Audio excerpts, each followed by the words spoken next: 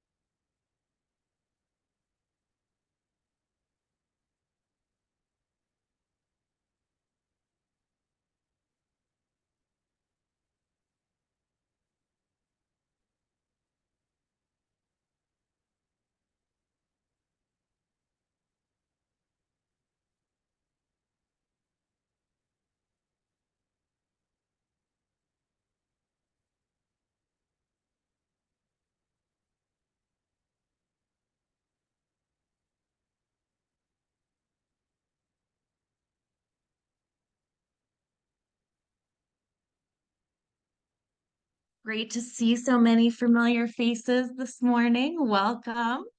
If you haven't yet, we'd love you to introduce yourself in the chat, and we'll be getting started in just a minute.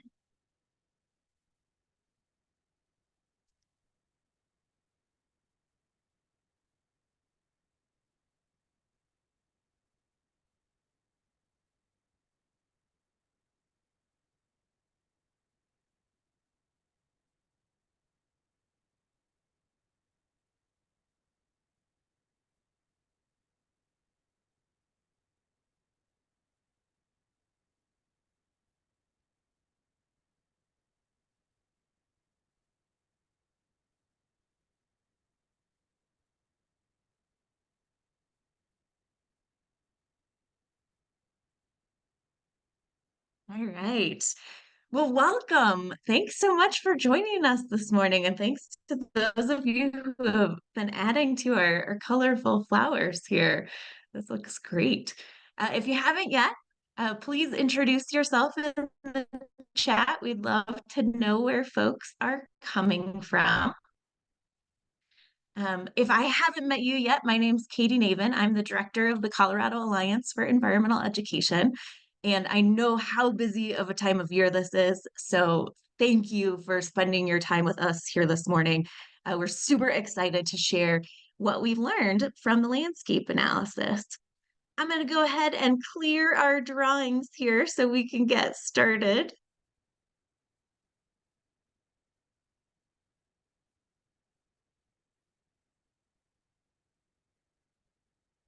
All right, so we're super excited to be sharing the state of outdoor and environmental learning here in Colorado, uh, which are the results of the landscape analysis that we've been working on for the last couple of years to pull this together. I also want to wish everyone yesterday a happy Earth Day, and it's officially outside for 5 weeks.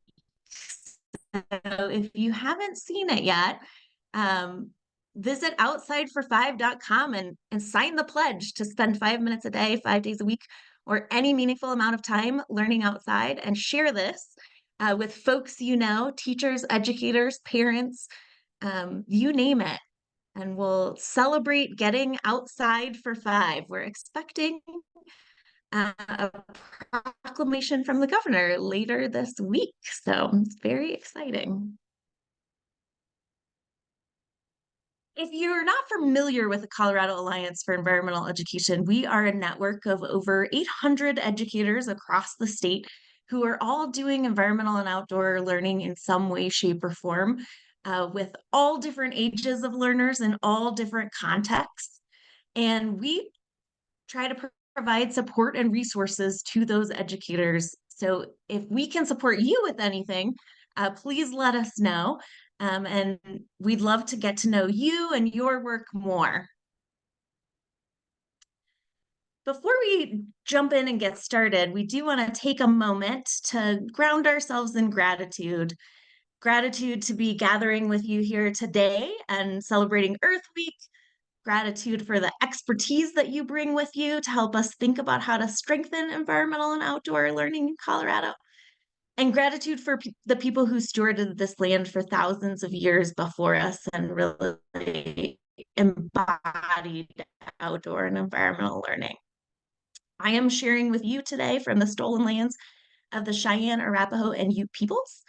And to honor both the people and the land we are on, I invite you all to take 30 seconds to think about one action you can take today to show gratitude and care for the spaces you live, work, and learn in.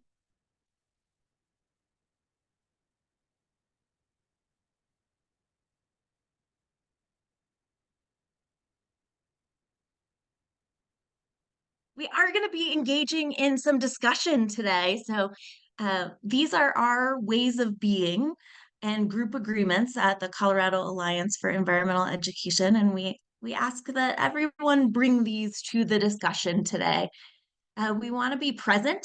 We know that EE is hard work. And so we want to be present here in the meeting, but also for ourselves and take care of yourselves and do what you need to do. We're imperfect, and please bring that into your conversations and recognize your intent and own your impact.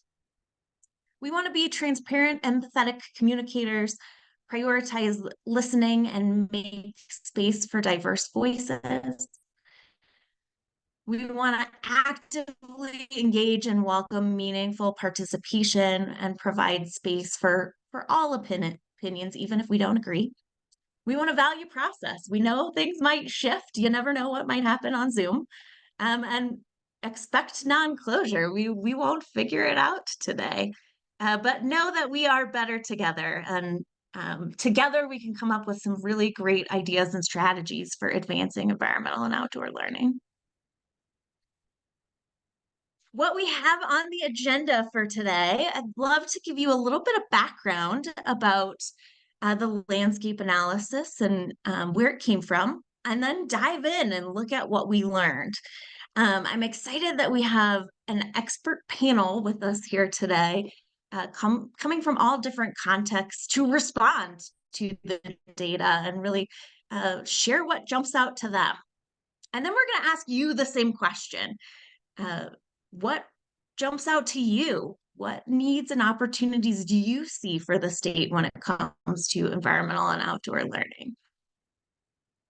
Our expert panel, we've got some amazing folks who are doing amazing work in Colorado. Jonathan Asher will be with us from the Governor's Office of Climate Preparedness and Disaster Relief. Tony Lewis from the Donnell K Foundation, Sam Agoose from the Department of Education, Andrea Kurth from the Outdoor Equity Grant Program, Chris Obie from Great Outdoors Colorado, and Guy Tremblay from Rising Routes. So we're excited to have them all with us here today. There is one more person I want to introduce, and that is Karina Branson. You can see her screen right now. She will be graphically recording our meeting here today so that we have a really great way to look back on the ideas and strategies that were generated here today in a way that conveys it differently than maybe a report would. So we're super excited to have Karina with us. And you can watch that come to life throughout our time together. So I'd like to start and just ground us in why environmental and outdoor learning is critical for Colorado. And for all of us, there's probably slightly different reasons for why we want outdoor and environmental learning experiences for all Coloradans. But I'd like you to think about what is critical for you? What are the most important reasons that you are doing this work? And then think about that as we go through the data. What lines up? What really might help reach those goals? And where are there gaps? In our work, we've found really 5 big buckets for reasons why people are using environmental and outdoor learning. And those are conservation. We know environmental and outdoor learning can lead to attitudes, knowledge, and skills that then support environmentally responsible behavior. Pre-K through 12 education, environmental and outdoor learning supports students as lifelong learners with successful school outcomes. It's good practice in education. Positive youth development. We want all children and youth to grow into responsible, engaged citizens that are caring for themselves, the environment, and their communities. And these are also very connected, so you can see where having engaged citizens is critical for conservation and education. Health and wellness is another big reason why we do environmental and outdoor learning. With increased access, connection to, and comfort in the outdoors, we can help support mental health, physical health, and emotional health.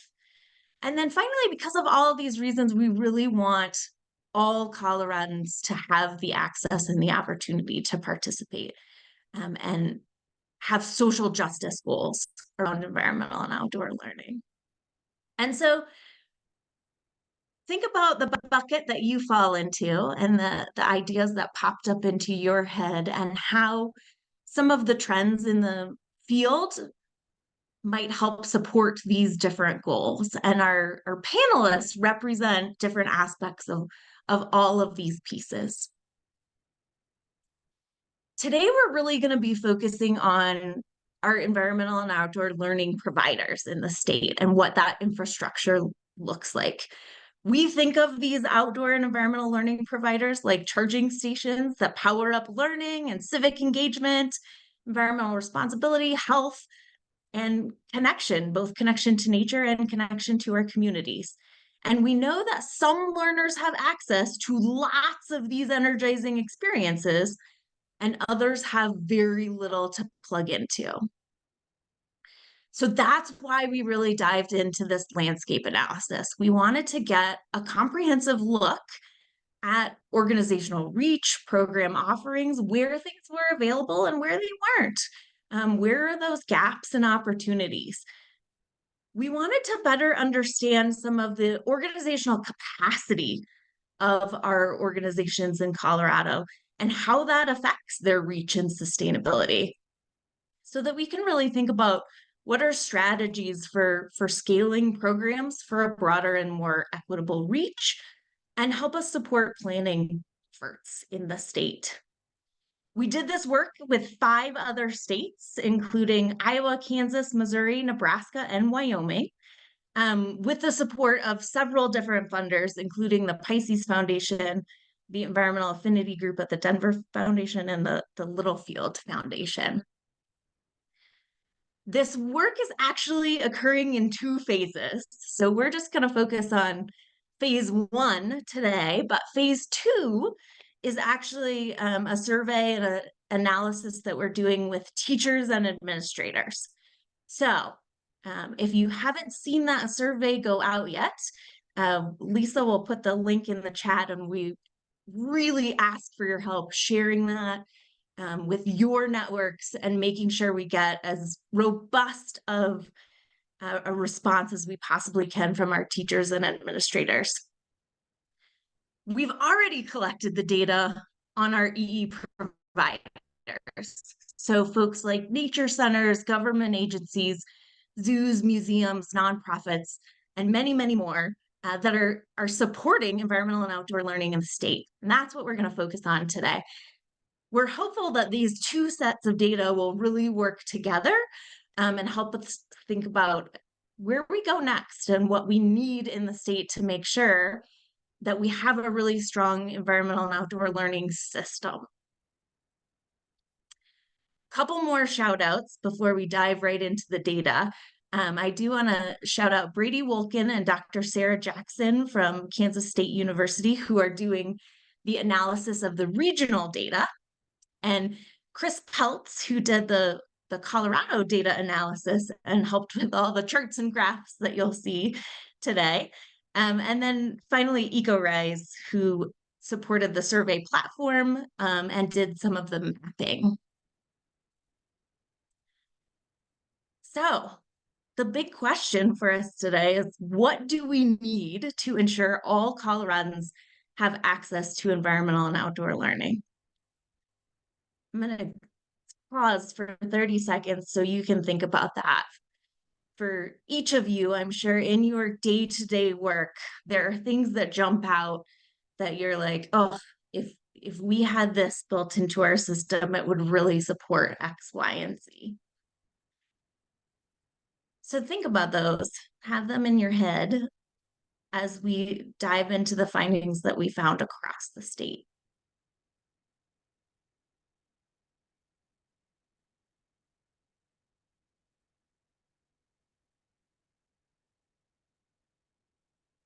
So what did we find? Who participated? Across 6 states, we had responses from 309 providers. Of those, about 35% were from Colorado. So just a little over 100. Of those from Colorado, we had about 60% nonprofits respond and almost 30% government agencies. A much smaller portion of for-profit organizations and those that fell into an other category. Of those that participated, they are serving almost 550,000 participants in Colorado, the majority of which were classified as students, almost 470,000. We know we have over 880,000 students in Colorado, so there is a gap there. We're serving about 10,000 educators out of 55,000 in the state. And then we reported about 67,000 other participants. That number, because of the way the data collected, might be low. Folks were probably unlikely to plug in programming that only happened one time, and a lot of public programming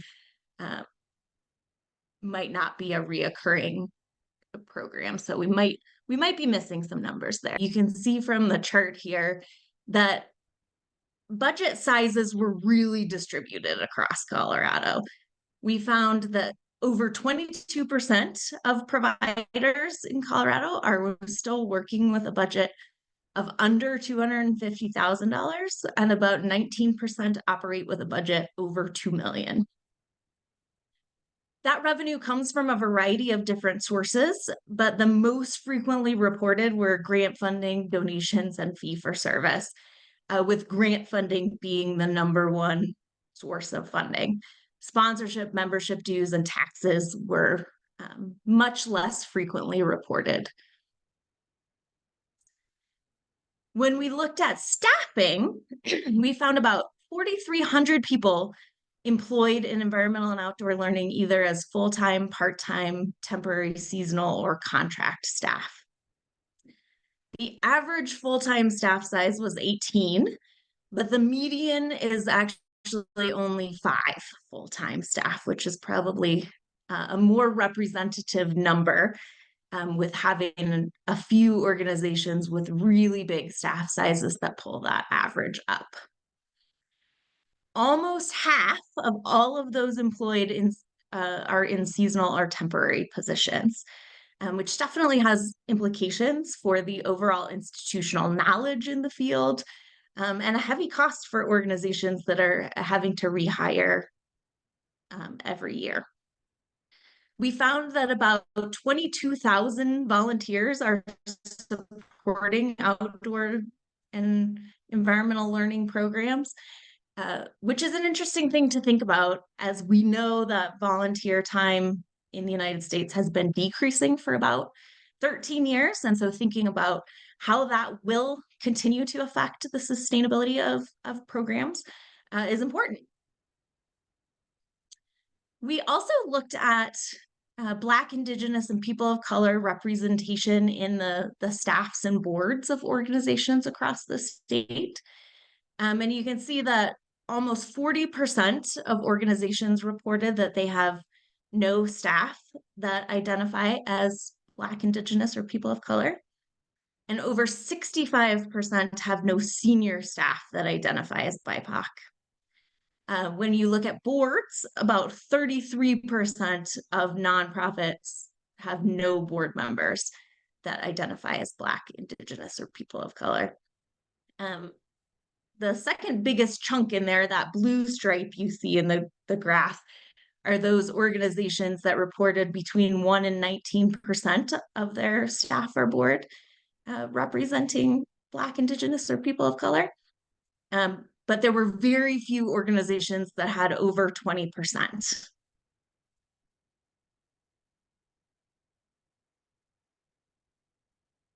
We also looked at equitable pay and benefits in the field. We found the average starting salary for environmental and outdoor educators in Colorado was $19.29 an hour, whereas the living wage for one adult and no children in Colorado is $24.83 an hour. So there's a significant gap there. And when we think about living wage, that's your basic necessities. It doesn't include things like saving for retirement or leisure activities or anything like that. When we looked at benefits, we found that healthcare was the most commonly provided benefit, followed by retirement and paid time off. Fewer organizations provided housing. And you can see that it's much more common for full-time staff to be offered benefits than part-time staff. There is a document that you can check out that was published by the Southeast Environmental Education Alliance, and I'll ask Lisa to put that link in the chat for me. But there is some guidance on equitable pay and hiring specifically for environmental and outdoor learning that provides some benefits and best practices. That is a great resource to check out as we start to think about how do we close this gap. We also asked organizations about what justice, equity, diversity, and inclusion initiatives they had implemented in their organization. It was great to see that a majority of organizations, over 95%, reported that they had taken at least one strategy. The most frequent strategy undertaken was some sort of internal training for staff and or board members. The strategies that we saw least frequently employed by organizations were things like implementing justice, equity, diversity, and inclusion into strategic plans, or forming identity or affinity groups for staff of similar racial identities, which, based on if our median staff size is 5, that may be challenging for some organizations to be able to implement something like that. But great things to think about in terms of how do we make sure that organizations are both receiving training, but moving beyond that step of initial training and taking some additional actions. We also looked at geographic access to environmental and outdoor learning providers. And so here you can see a map of where these organizations fell out across the state, where they're located. This is the location of their headquarters. So if you don't see orange dots in an area, it doesn't necessarily mean that area is not being served. However, because environmental and outdoor learning is often site-based, we can make an assumption that many of these areas are probably underserved. And you can see overlaid on this map is the social vulnerability index. And so it is often the case that areas without environmental and outdoor learning providers are also fall in a higher social vulnerability. That's the dark purple and the blue. For Colorado, The Eastern Plains and the very northwest corner of the state are some of our largest gaps, where we see environmental and outdoor learning providers are not located in those areas. When we looked at the different types of programming being offered, the primary offerings were direct teaching and field trips, followed closely by providing curriculum and instructional materials. Only about 18% of organizations offered professional development for teachers, and fewer than 8% offered professional development for administrators. Most programming occurs during the school day, reflective of those numbers that we saw that most organizations were serving students, followed by summer programming. About 13% of programs are taking place virtually. And the majority of programs are happening at least somewhat outdoors. There were only 21% of programming that didn't happen outdoors at all. When we looked at audiences, and this is, I think, some of the most interesting data that we got back, 3rd through 5th grade has the highest frequency of organizations serving those age groups.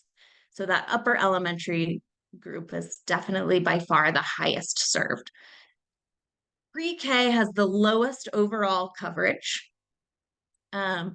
And then followed by, there are some gaps in middle and high school. You see that decrease as well.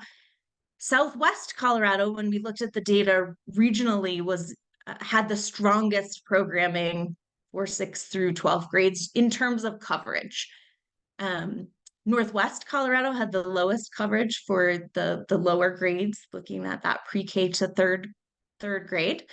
And they're across the board in most regions of Colorado, there were a low number of programs serving educators.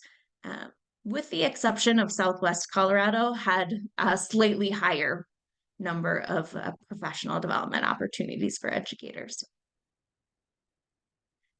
This is a very, very busy chart, but interesting in that we really looked at what topics were being covered across what grades.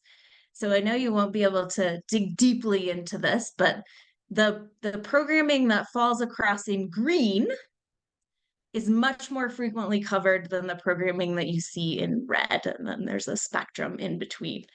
But you can see in terms of topics, generally the trend continues across grade levels and different audience types, even though it might change a little bit. Some things we pulled out of that data: conservation and outdoor learning are the top program themes across all regions.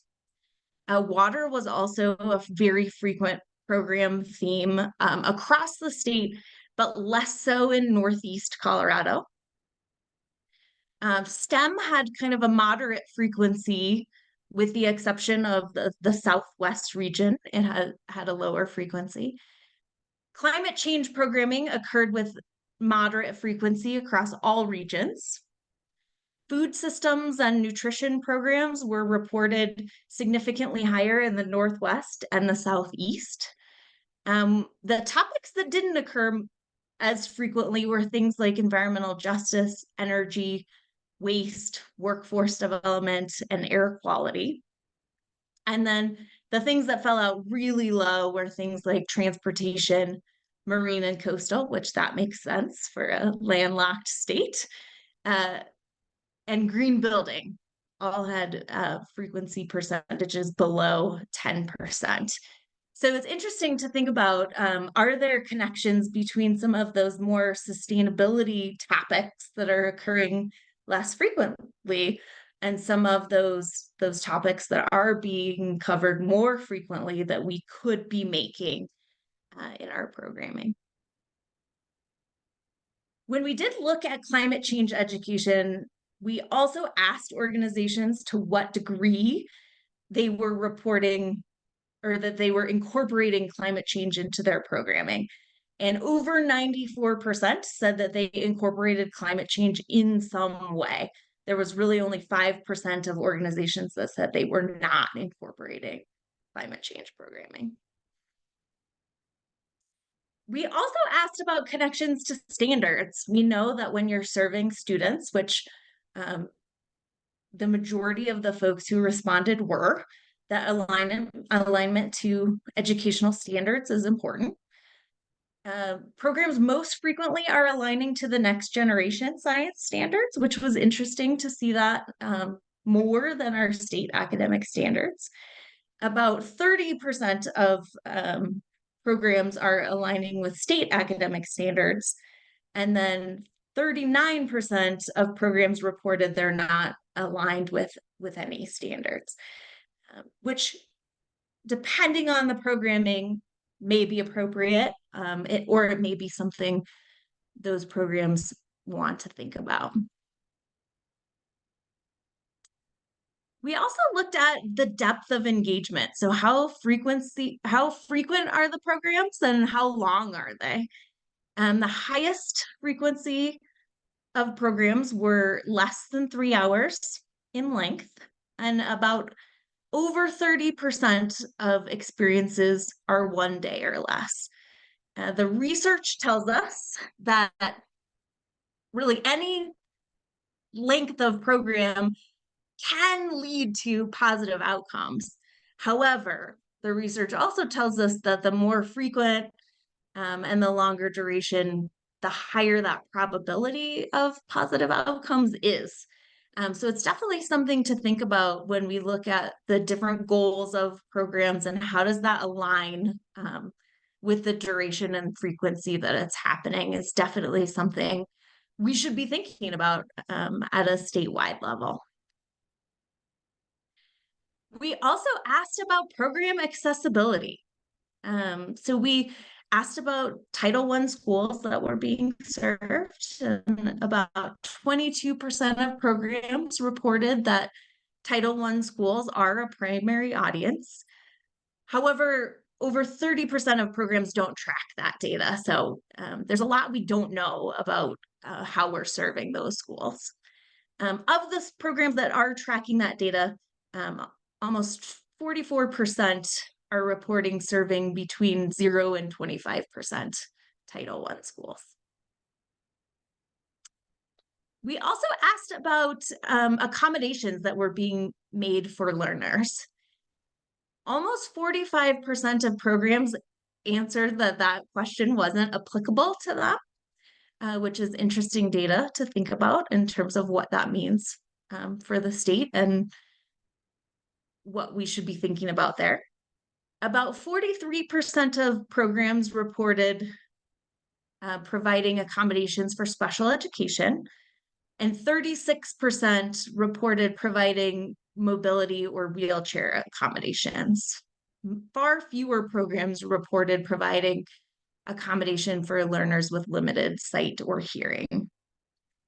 When we think about languages programs are offered in, we found that about 23% of programs reported that they offer programs in Spanish.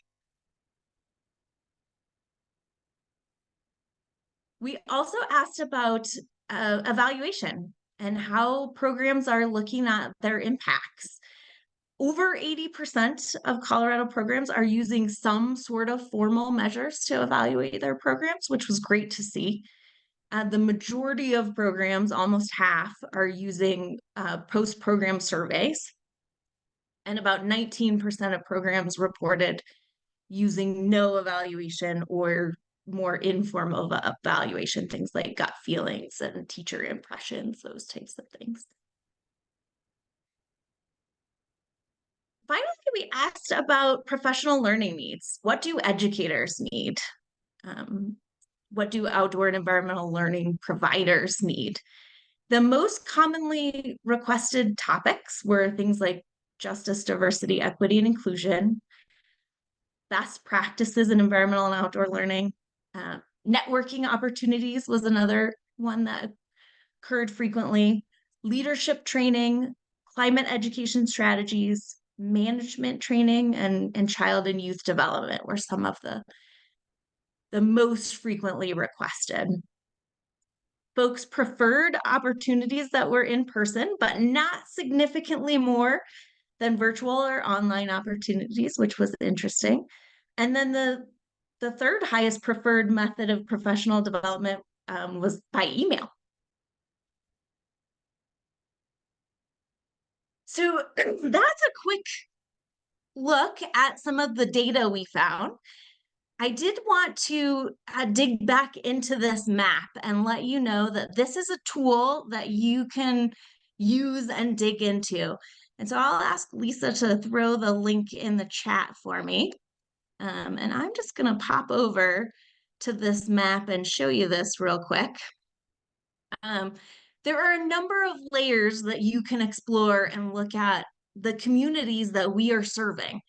And so right now what you see on the map, and I'll zoom in here a little bit to Colorado, the orange dots are the environmental and outdoor learning providers, but there's a number of layers that you can dig into here in this map layers button that you can click to the left here.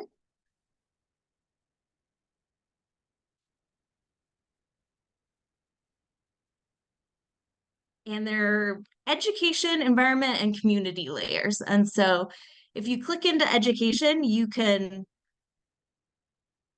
add to the map a layer of public schools, and you can see where those schools occur throughout Colorado. How close are they to some of these environmental and outdoor learning providers? You can hop on private schools, green schools, colleges and universities, and a few different other options to really look at kind of where are they located in proximity to some of these outdoor and environmental learning providers. There are also a number of environment layers that you can add on.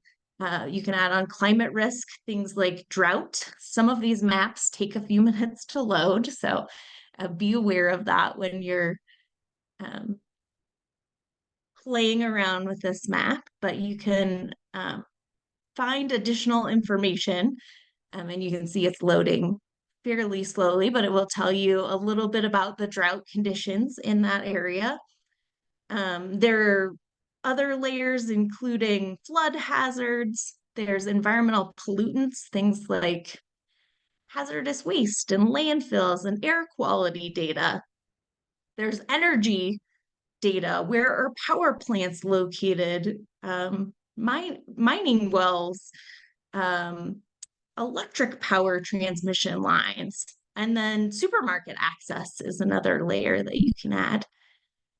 And then finally, there's community layers. So you can look at things like community demographics, population, median household income by county, the social vulnerability index, historical indigenous territories, you can add a layer onto. You can add health, things like asthma prevalence or diabetes prevalence,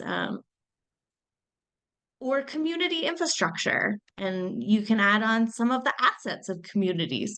Where are the parks? Where are the forest boundaries? Where are the county boundaries? So this is available to you. You can find it on our website or at the link that Lisa hopefully provided in the chat, and explore and help learn a little bit more about the communities that you serve and what environmental issues or environmental assets they may have in that area, and vice versa. Teachers and educators could use this map to find the environmental providers that are closest to them. So definitely check this out, play around. This is data that you can use and explore.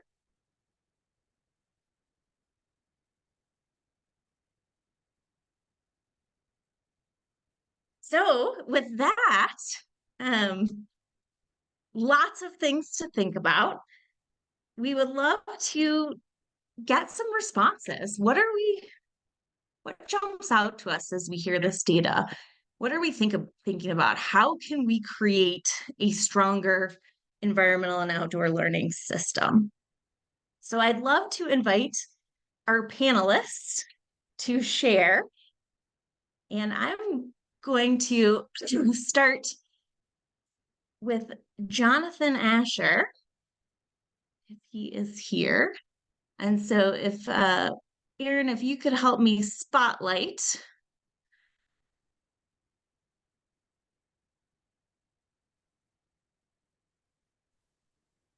Jonathan. Hey, I'm here. All right, excellent. Well, welcome, Jonathan.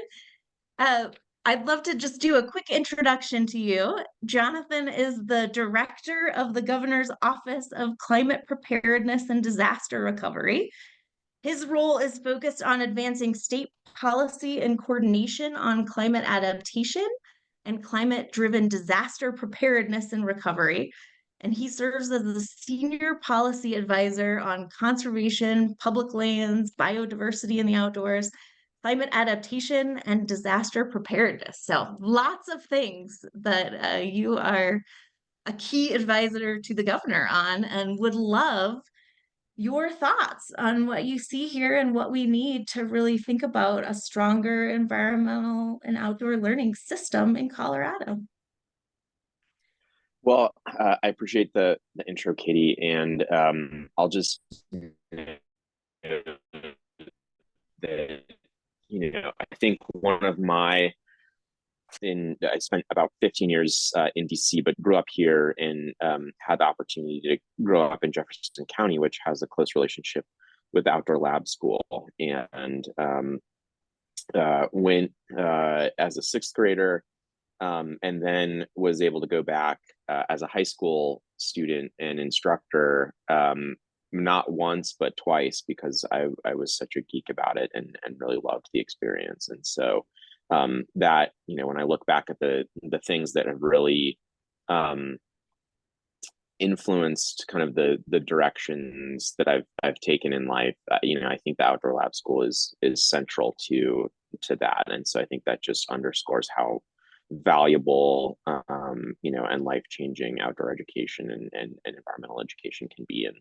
And the only other quick plugs I'll give was I worked for the governor previously when he was on Capitol Hill in DC, and there we headed up both the National Environmental Education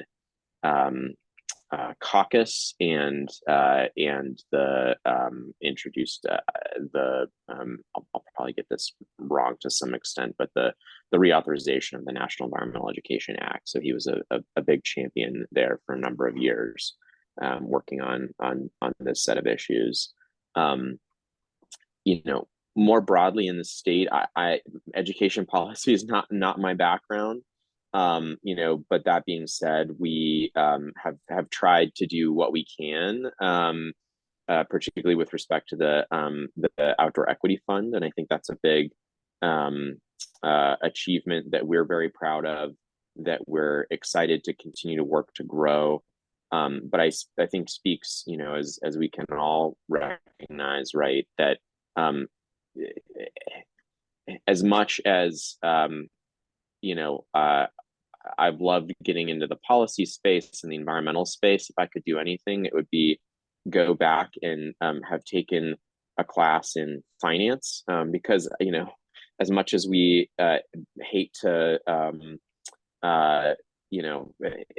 we all come in from sort of the outdoor world or the nonprofit world or whatever, and we weren't the business school kids focused on portfolios. The longer you spend, I think, in any space, the more you realize that money really does impact outcomes and opportunities. And so I think we have, with the governor's office, really tried to look for opportunities to grow funding for conservation, grow funding for outdoor education experiences, like I said, through the Outdoor Equity Fund, through looking at how as the state lottery system and sports betting were starting to grow, how do we make sure we're capturing that back into conservation and outdoor education through CPW and things like that.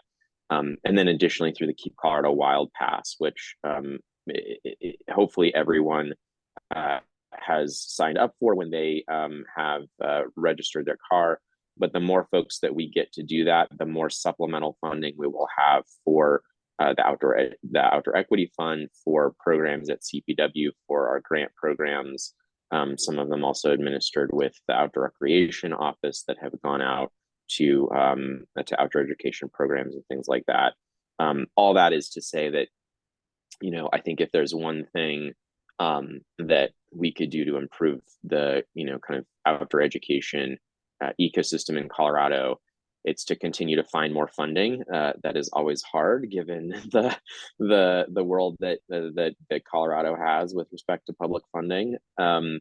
But we're certainly trying, and I think the more folks that continue to think of those creative opportunities for financing, for funding programs, things like that, that's really the main thing that I think is always our biggest challenge year to year, from the governor's office perspective or the state perspective, is just finding the dollars to do all the things. I totally agree, and we so appreciate the governor's championing environmental and education over the years. He's been a very stalwart champion for environmental and outdoor learning, which is fabulous. If I could ask, Jonathan, what do you see as the biggest needs for climate education, since you have this particular role in climate preparedness? Yeah, I was actually up at the CPW conference this last week and sat next to someone who was kind of talking about Colorado's systems related to quote unquote climate education, compared to even states like Florida or others. And it wasn't really clear what we were or weren't doing so much as I think certain levels of accreditations or specific types of things like that. I think we can, part of the challenge with Colorado, which is a good thing, is like I think we can kind of run into early adopter syndrome, or climate education has been a thing since before it was a thing. So we don't necessarily have the structures that maybe other states coming along later have adopted, when it was not just kind of the normal way of doing business and growing up in a state that's consistently surrounded by all of the all of the natural ecosystems and changes in climate. So to some degree, that's just saying, I think we're all ears, when it comes to if there are specific structural changes or things that we should be aware of. With respect to climate education in particular, right? Like, I think from my perspective, climate adaptation is being accepted as something that needs to be focused on and understood and taught, because I think the broader strategy for a long time before that was we can only focus on greenhouse gas mitigation and reduction. We can't start to talk about the changes that are happening. We can't talk about the impacts, because or the likelihood that those impacts are going to happen, because that'll take some of the pressure off of the GHG reduction work, right? And I think that we're at a point now where everyone that works on GHG reduction, recognizes that we're, even if we are, 100% successful, achieving reductions, we still already have enough carbon in the atmosphere that we're going to see impacts. We're going to continue to see impacts, and we need to continue to prepare for those, right? And so I think there continues to be a confusion between the two, and anytime you say the word climate, people automatically think of electric vehicles or greenhouse gas reduction stuff. So the long-winded way of answering your question is saying that I think from my perspective, we're moving more and more into needing to develop that vocabulary around adaptation because it's kind of a new world. And how do we talk about it in ways that might open more doors than kind of ears get shut off when people automatically hear the word climate, or with, just thinking about EVs and GHG reduction stuff. So I think there's a lot of opportunity from kind of the climate education space. And the more that we can think about it as something that is just general preparedness, is just general preparing for the future that will happen, and underscoring that. So hopefully that's helpful. I haven't had enough coffee and I'm trying to think off the top of my head. So Love it. No, that's really, I think, important advice for us to think about as educators, and how can we use our role as educators to think about some of the messaging that's needed from a statewide and sharing with us this morning. And thank you again for all the governor's support. I'd love to introduce Tony Lewis from the Donnell K Foundation, and we'll spotlight him as I introduce. Tony has served as the executive director of the Donnell K Foundation for over 20 years, working to improve public education in Colorado through research, policy, and creative dialogue. The Donnell K Foundation pushes for innovation in traditional K-12 education, from policy improvements and food access to out-of-school learning to affordable housing and a wide range of issue areas. So, and an expert in education about what Colorado needs to strengthen environmental and outdoor learning. Thanks, Katie, for having me. And I always, it's hard to follow Jonathan because he has such a great perspective. I also love that he has disaster in his title several times. I kind of want to have that too. So I may steal that. I think what was really interesting, Katie, with the information you guys presented, is there's a lot of data there. There's a lot to dig into. The question that you posed about what do we need to do to ensure that all Coloradans have access to the environment and outdoor learning, I think the answer is many things, right? And there is no one thing that's really going to ensure access. I think about K-12 has a huge role, and we saw that it's the #1 place where kids get environmental education and outdoor education. But I think about the out-of-school learning environment as being equally important, if not more important. And that takes a whole variety of people and providers and ways of doing that. I'm going to come back to something that Jonathan said in a minute, but like Jonathan, I grew up in Colorado. Formative for me was working for the Outward Bound School, Colorado Outward Bound School, for 20 years. And that really just set my life on a path of outdoor education, environmental education. And from that, I was starting to look at the different pieces of my life that interact now with that. At the foundation here, we support out-of-school programming. We worked hard on a ballot initiative that was statewide called the LEAP program. Can talk more about that for out of school. It was not passed by the voters, but came close. We now see the MySpark program in Denver that has passed with pilot money, and we'll be going for a more sustained revenue stream, which we can talk about as well. We are supporting forest schools, which is interesting, and they are reaching all the way down to early childhood education. So I visited a forest school out in Denver, and they're operating out of a city park with a little stream running by, and there's the 3 and 4-year-olds out there doing nap time and playing and enjoying the outdoors. It's pretty amazing experience to see. We have Andrea with the Colorado Outdoor Equity Grant Program, which is a huge benefit to the state. And as Jonathan mentioned, we need to provide more funding for that program. I also serve on the Boulder County Open Space Advisory Committee, which interestingly enough has a great connection to youth development and getting people outside and preservation of open space and a link to farming and agriculture. So there's work there, and also to food access and farming through our foundation.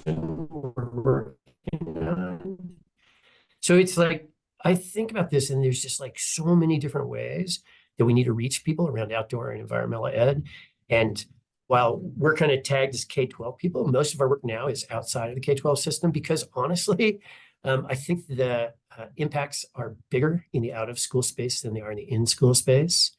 Notwithstanding, they're both important, but I feel like it's really difficult to jam. People feel like you're jamming more into the K-12 environment. and I think those of us who have been in K-12 understand that you can use the environment to teach many things and work on curriculum in many different ways.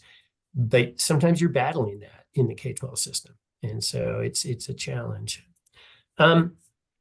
What really struck me, though, as a funder was the slide, of course, that said grant funding is the biggest supply of revenue for these programs, and taxes was the least utilized revenue stream, or the smallest revenue stream. And that's something that we've been working on here at the foundation to change, because while our job is to give money away and that of funders is y'all run, we all, right? Like, I mean, sometimes they'll fund you, sometimes they won't, sometimes they'll fund you for 3 years, then they'll cut you off. Like, foundation funding, philanthropic funding is hard. And we need to concentrate more on revenue streams. The MySpark program in Denver is looking at permanent revenue streams, whether that's property tax increase through a mill levy or a sales tax increase. But we collectively have to figure out ways of funding this important work that isn't so reliant on grant money, because it is too fickle, it's too hard, and it's hard to grow that exponentially. And we need to grow the revenue for these programs exponentially, in my opinion. So those are just a few thoughts. Happy to dive into any areas of that, but thanks for having me. Oh, thank you. And we were strong proponents of the LEAP program. Are there any plans to try and move that forward again? Yeah, I'd say there's no official plans. I think what we're seeing is you can do this community by community. Like, Denver has a pretty good shot at making this happen through the MySpark. We're talking with folks down in Colorado Springs about doing it, and some other communities. The reason we tried with a statewide approach is there are communities that do not have the tax base to actually tax themselves at a level that provides enough support for their kids. And they're already being taxed at incredible amounts relative to wealthier communities. So that was our reasoning for wanting a statewide approach. And I think in the future, there is that possibility. One of the hardest things about running a statewide ballot initiative that provides revenue for specific organizations is that there is a lot of demand for that revenue by other people. And as soon as you say, this revenue is for you, but it's not for you, you have people working against you. And sometimes I feel like we work against ourselves rather than being a big umbrella tent. It's very difficult to be specific enough to get revenue to make things happen, and everybody wants a piece of that revenue. That's the big challenge in running these things. Absolutely. And for anybody who wasn't familiar with the LEAP program, it was a ballot initiative to provide a pool of funding that families could apply to for out of school time learning experiences. And so environmental and outdoor learning was part of that, along with many other types of tutoring and other educational experiences that families could tap into. So I hope we will see some movement in the future, and we'll be excited to follow the Denver process. Thanks so much, Tony. Thank you. I'd love to introduce Sam Agus, who is the science content specialist with the Colorado Department of Education.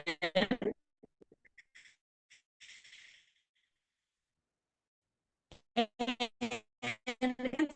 education professionals across the state in implementing the Colorado academic standards, provides implementation and instructional science community.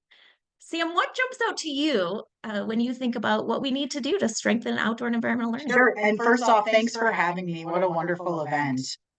So there's several things that stick out to me. I'm not sure where to begin, but I think that in my work, one of the things that I've tried to adopt is a systems level approach to this type of thinking. And so when I see all of this data, what I start thinking about are the science work that we're doing in the environmental ed outdoor learning education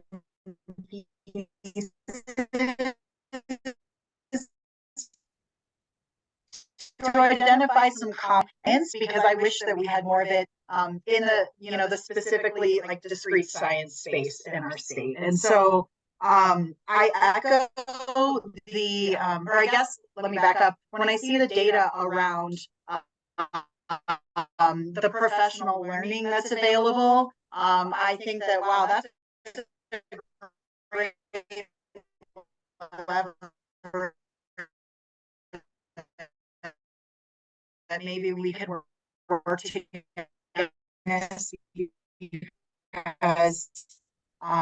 particularly training for leaders, I think we can all agree, and the research tells us that outdoor learning, outdoor enormous impacts. Their social approach, having some kind of state level structure around professional learning, for not just for educators but also leadership. And I guess the other thing that stands out to me is I guess it was the horizontal bar graph about when I think it was environmental ed or outdoor learning is taking place. Unfortunately, I'm not surprised to see that it's not taking place a whole lot in pre-K. It makes me wonder if there's just a great opportunity there for some learning around just easy access points, entry points, because I have two very young children and they just love being outside. Even what we might consider the most mundane tasks, as long as we're doing it outside, they're just so happy and alive and really thriving. So I can certainly attest to that. I also wonder, just in thinking about the data itself, I wonder if the shift in the preschool systems in our state, if, as many of you may be aware, there was an entire agency created for this. So I'm wondering if maybe in another few years or something, if we take that data again, maybe we'll see some growth. I'm not surprised to see the 3rd through 5th grade is kind of a sweet spot. I think that is aligned with a lot of, both the formal data and anecdotal data I've seen around our state and in other states when I've done similar work. I am sad, though, to see that we don't see those numbers higher in middle school and high school. And so I think that one avenue that we could take would, again, just be around learning as a way to create these access points for middle school and high school teachers. And I think that given and so our state standards are not technically exactly the same as NGSS, although our evidence outcomes are the same. So we say that our standards are based on the framework for K through 12 science education, is the way we frame that, just to kind of keep it simple. But there is such a push for authentic experiences and students engaging in authentic ways of doing science. And I think that taking this angle of, here are some ways that we can incorporate authentic data collection,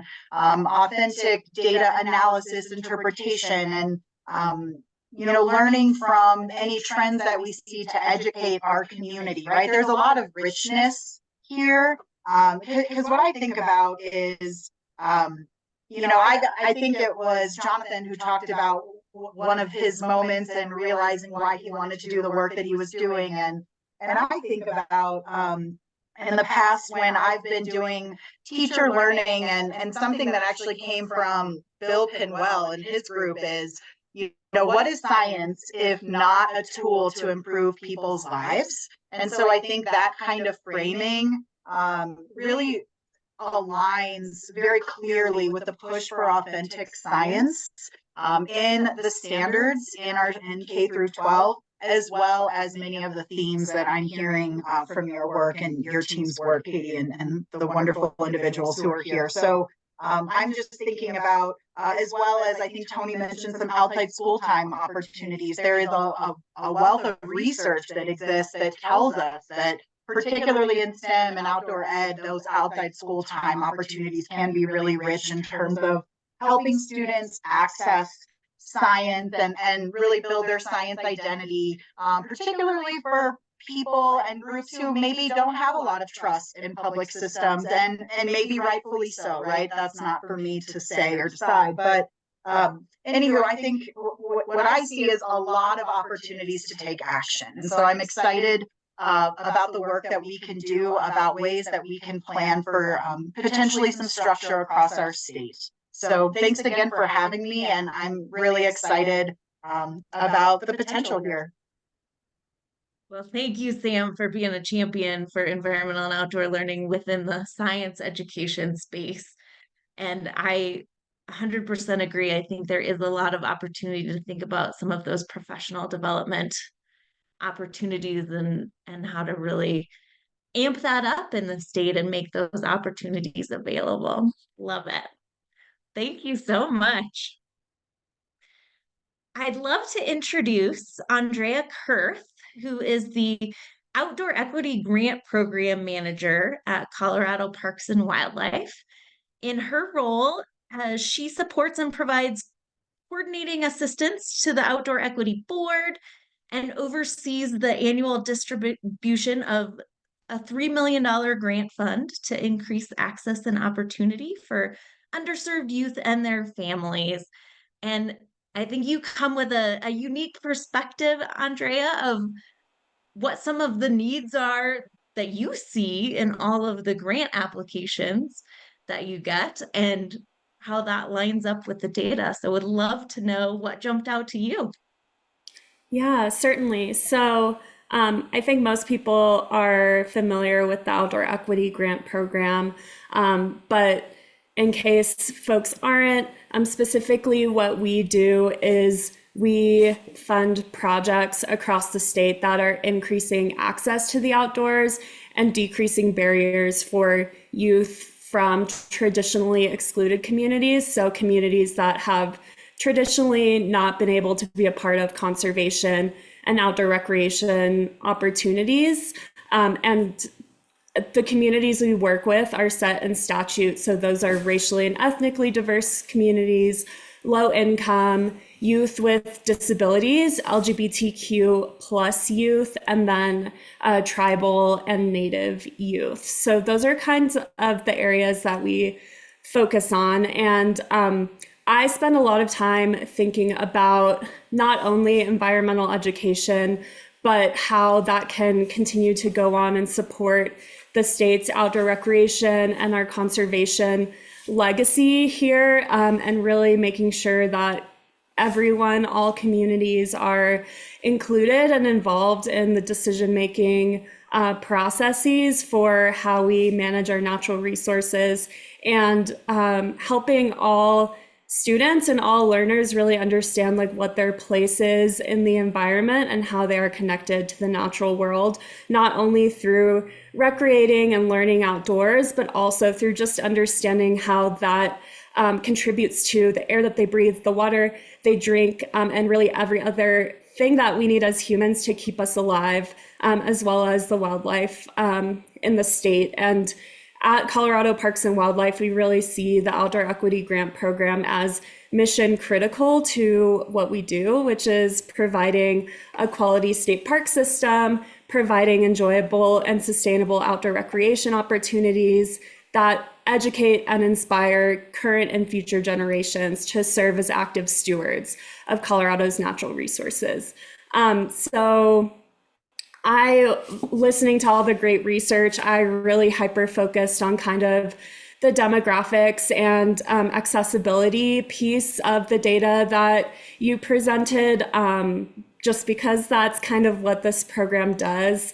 And even with all due respect to all of my fellow panelists on this panel, just even looking at people who are in positions of power and just have decision-making authority for how natural resources are used in the state, we still have a really long way to go to make sure that all communities are represented in those positions of power in our state. So I see this program as really critical to helping achieve that. I think I know also from my experience working in conservation, employing more diverse staff is a really big issue and concern for environmental education providers, conservation organizations. And then I see the data being presented on the wages that are offered, and all of my fellow panelists have kind of mentioned like an experience where they got to go out and be outdoor educators. And I think the wages and the lack of diversity in those positions are I see them as so interconnected, because people coming from traditionally excluded communities, marginalized communities, often aren't exposed to these kinds of careers or can't afford to make a really low wage that at CAEE, as you said, is below like the living standard here in Colorado, in order to get their foot in the door and kind of continue in these careers. So I think that is a really big problem that I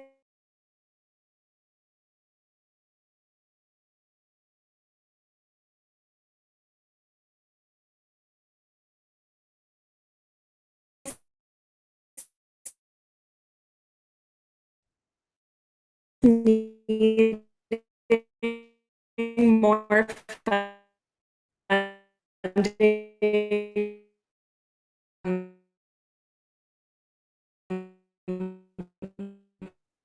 requesting for their staff members because they want to maximize their impact as much as possible. So they're putting in their grant requests those kind of low wages so that they can have more impact and reach more youth.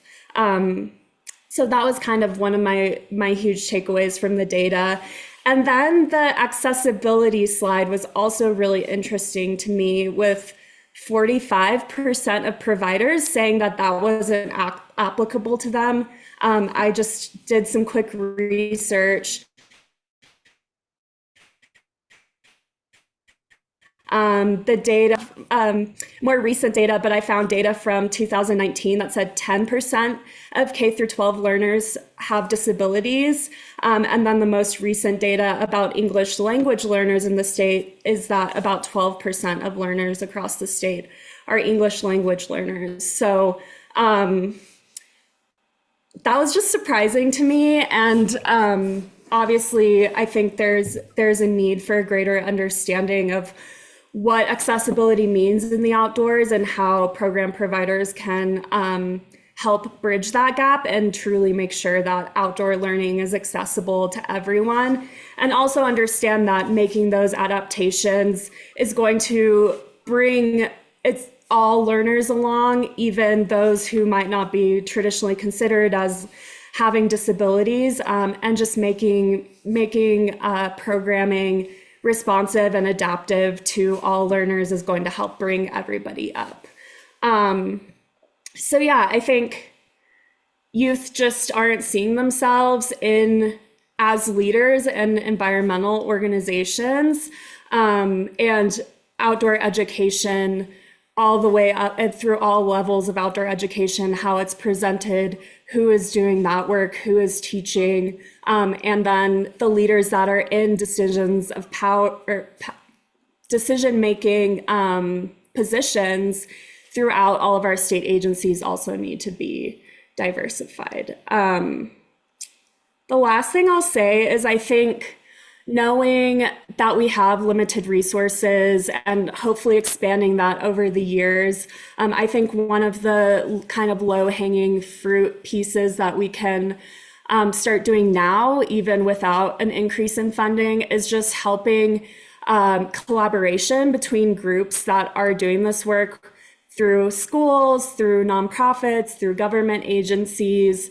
I think a lot of times we receive a lot of requests that are really overlapping, or reaching the same youth or kind of doing the same kinds of things. And collaboration just allows for an expansion of what's happening, some efficiencies and learning across different groups. So one of the things that we've implemented with the Outdoor Equity Grant Program is a community of practice where all of our grant recipients can come together, learn from one another. Also, Colorado Parks and Wildlife has tons of free resources for communities that a lot of the groups that we are working with, we realized don't even know that there are things like free fishing clinics. They don't know about hunter education courses. They don't know about our amazing education team, which some of them are here today, and all the great work that they do. So what I've been trying to do is also connect groups to free resources as well, and also connect them with one another so that they can start learning from one another, and just expand what they're doing, because we're just all better together working towards the same goal, and can learn a lot from one another and what other groups are doing too. Awesome. Thank you so much, Andrea. And I so appreciate you re-highlighting the pay equity and the accommodations data. I think there's a lot of work to be done there. And I think those are also system-wide things that we need to be working on, especially in terms of pay equity, working with funders and organizations to help meet that gap. So thank you so much for highlighting that and for the incredibly important work that you do. 8-to-1 is a huge gap in funding, and I think that's something we can continue to fight for, to make sure that there is more funding in that fund for sure. So thank you so much. Awesome.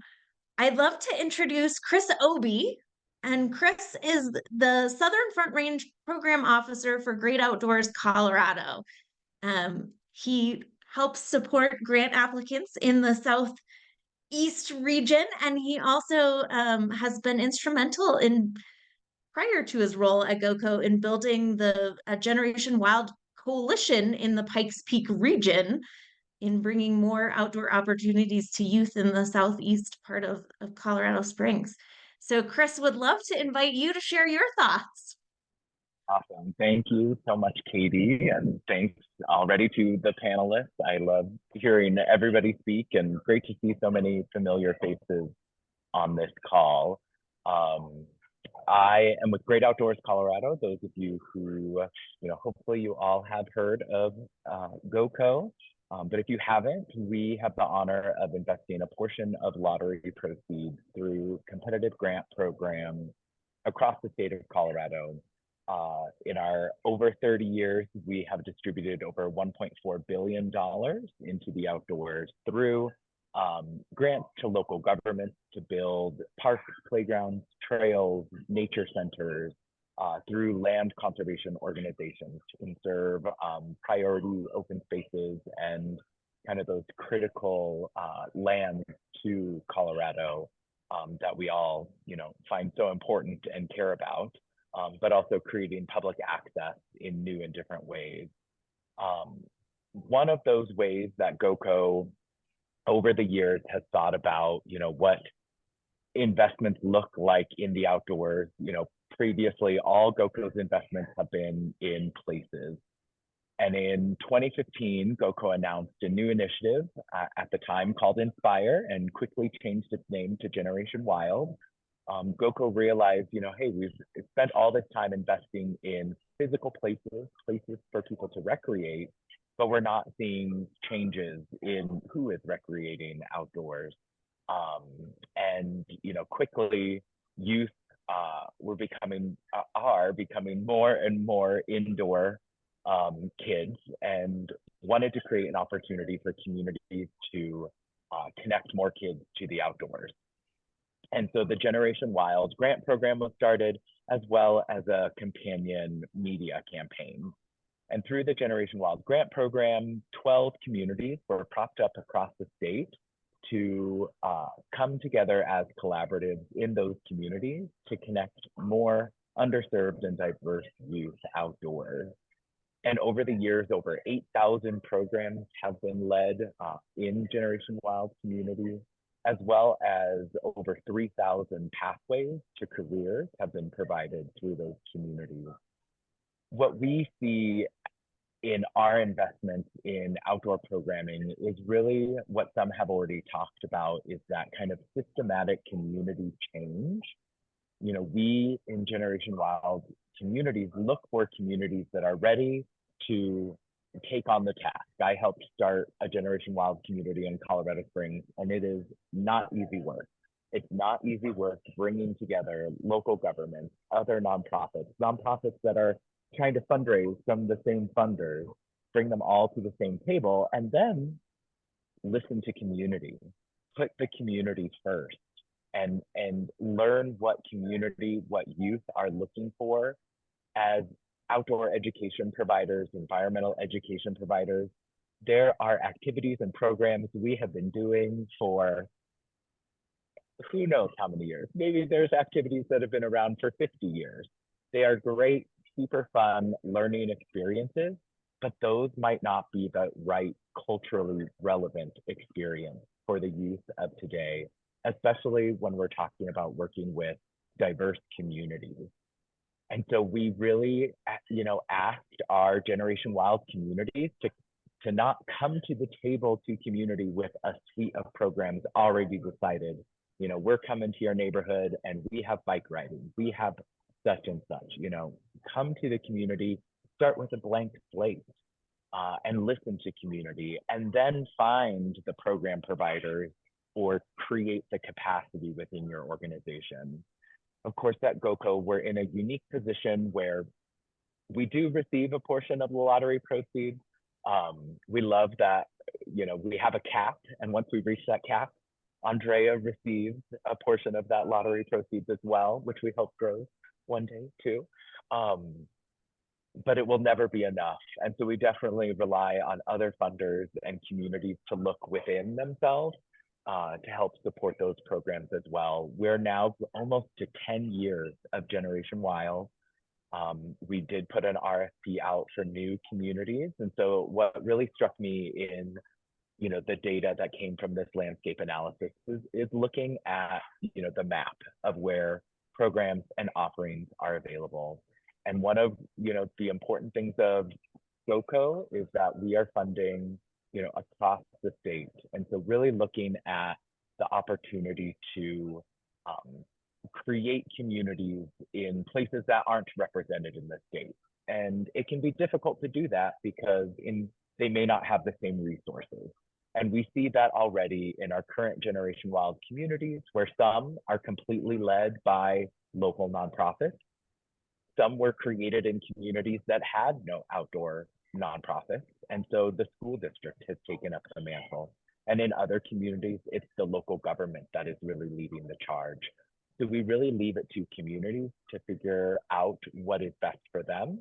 But we want to make sure that we are supporting with kind of that hardest foundation, which is the capacity, ensuring that there are well-paid staff members to help move this process forward, that organizations that are bringing resources to the table, especially those that are BIPOC-led, that they are supported financially to be able to run those programs.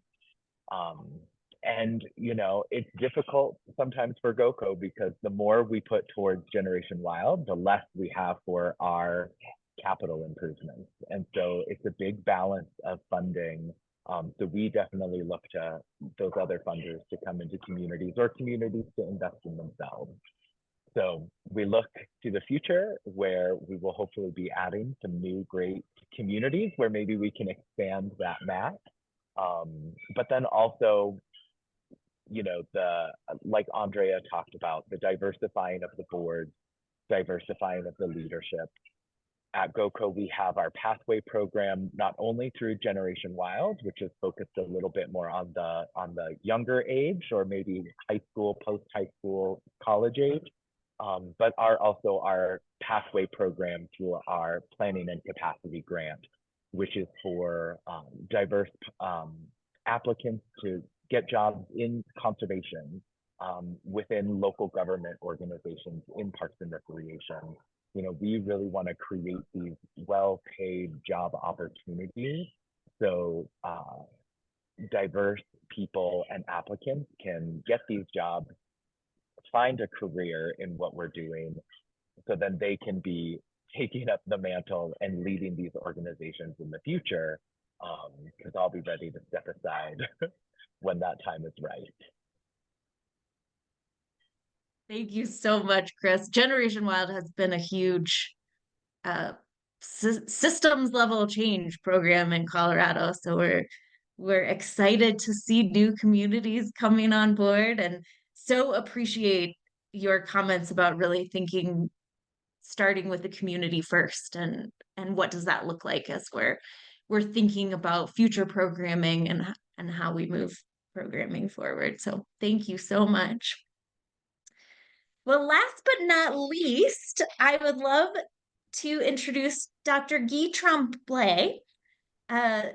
He is an applied anthropologist with the organization Rising Roots.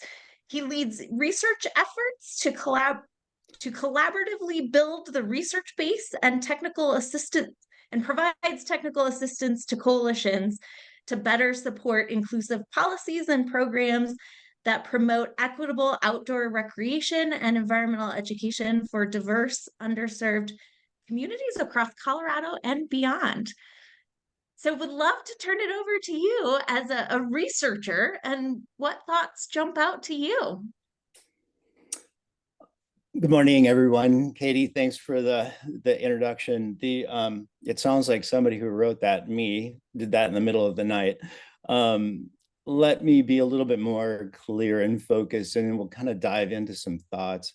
I come pretty humbly after hearing all the great insights you've all shared. And I've been fortunate enough to sit in on meetings with a number of folks here already, or at least your organizations from the Donnell K Foundation.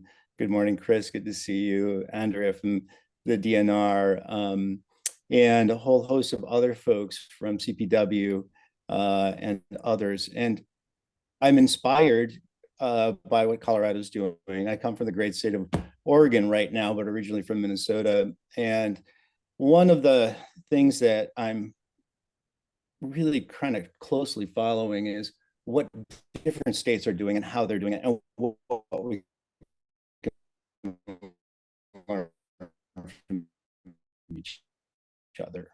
And I'm an educational anthropologist who does futures research to look at the impact of kind of learning and education, both from the formal, informal, and non-formal aspects of the experience. So not only in schools, but semi-formal and completely informal experiences that play a significant role in the whole human development, as citizens and as workers and things. And we've experienced so many things that the role that the outdoor plays in helping us cope with all the challenges of life.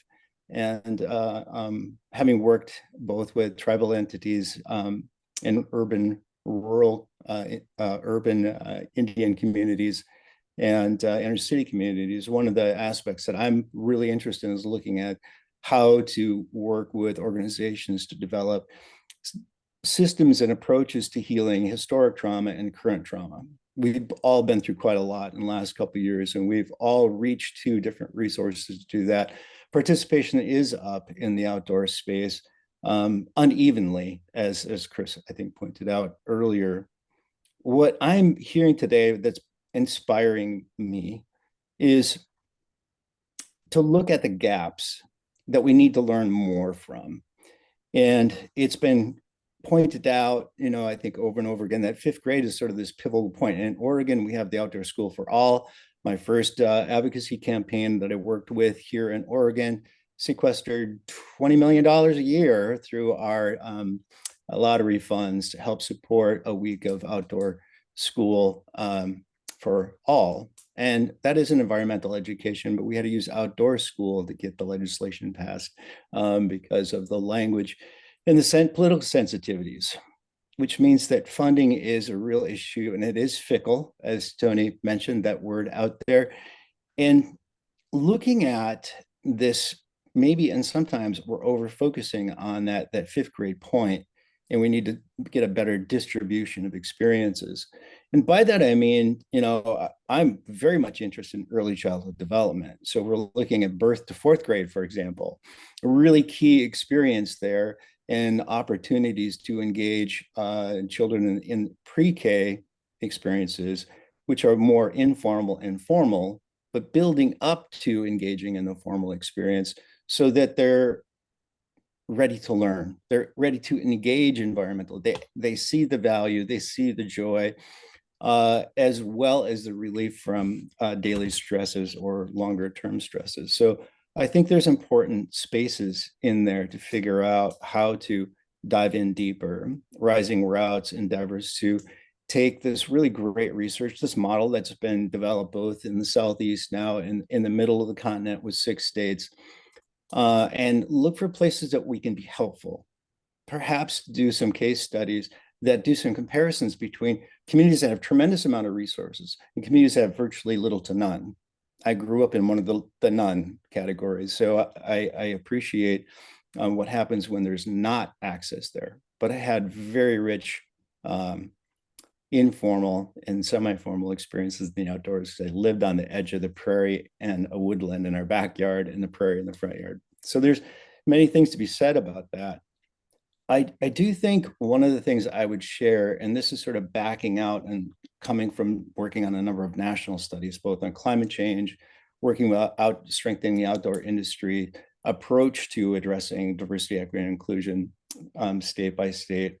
One of the things that I'm seeing as patterns from state by state that I think is really critical to bring into this conversation is to say that I think in the connection between the key collaborators, the people here on our screen today, if we develop new ways of both relating to each other, developing trust and patterns of working with one another, and providing resources to support intentional collaboration, we'll have a great deal more power to do better research, more insightful research, and learn from one another. And then the second part is that getting the kind of funding that we need to build effective collaborations can help us inform policy, develop programs, systematize evaluation that reaches across the sort of human landscape of formal, informal, and non-formal learning and engagement in the outdoors and in environmental education. And I really see what Sam was saying about a systems level approach is absolutely critical. But for us to create a collaborative system among each other, that's not a resource-free scenario. Oftentimes people throw this word out, collaboration, as being this great thing to do. But if we aren't intentional about it and we don't set aside the resources necessary, we really don't develop the overall leverage to influence much of anything except for in our own silos, right? So I'm thrilled about the energy and the insights that you've all brought together. Our speakers and experts today have really penetrating thoughts on this. And I do think there are opportunities that we can reach out to. I had small meeting with the Secretary of Interior last spring and the head of the USDA. And there are resources that are now becoming available. And Secretary Deb Haaland kept pointing, saying, "Gee, go that direction. Help people connect to these federal dollars that are available." But what I did in doing that here as an experiment in the state of Oregon, I went to the USDA Rural Development Office. There's $56 million that come into this state to help do this work in rural spaces for economic development, and outdoor experiences are integrated into that. The amount of expertise and collaboration needed, the capacity needed to write those grants was so far beyond these small town communities that they just were not able to do it. So directing funding in places that increases the leverage to do better collaboration is going to get us someplace different than we are today. $20 million a year here in Oregon in one grade level is really siphoning a ton of money into one spot, and it needs to be spread out across the whole human experience. And think about this one organization, and that's maybe be my last thought for today. In Oregon, this group called Hike It Baby emerged. And Hike It Baby now is called, I think, Outgrown is the name of it now, which is kind of sweet. I met with Jennifer just this last week, or just 2 days ago, actually, at an outdoor event. And this was moms and infants and young children getting together to go out on a hike, completely informal. It started there. It is now a national movement. You have one in Boulder, you have one in Colorado Springs, and you have one in Denver so far, is what I'm reading on my screen. And this experience brought moms together, and many of them single parent moms, which is really a super big challenge, underserved community we haven't even talked about yet today. And they come from all different backgrounds. That critical experience in human development starts when we're born. And by the time of 5th grade, if we haven't engaged people deeply in this growth experience, we're going to lose them to the digital world, where they're becoming more and more invested and less invested in the actual world. And we need to learn how to care greater about our ecosystem health, of course, with climate change coming up. So the bigger picture in the role of all of this, what are opportunities? Collaborating with the AmeriCorps, which now, after 30 years, has the Climate Corps that's starting, which I'm very excited about, because that was my first dissertation project, was mapping the beginning of that federal institution in the very beginning 30 years ago. Tribes and urban Indian communities are reaching out for a tremendous amount of help to address issues of trauma, and every community that has been underserved or need experiences some form of trauma. And these dollars, these experiences, and this collaboration can be focused to make that kind of difference.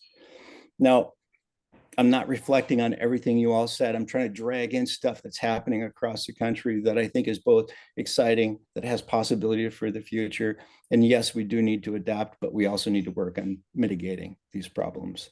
I'm working with small forest landowners in Washington State to address climate change issues and how they can adapt and to mitigate better, adapt their forestry practice to help mitigate climate change there and develop a carbon sequestration market. So things are going on, they're on the ground, they're moving, but we need better collaboration, I think, and that's the target that I would point this at.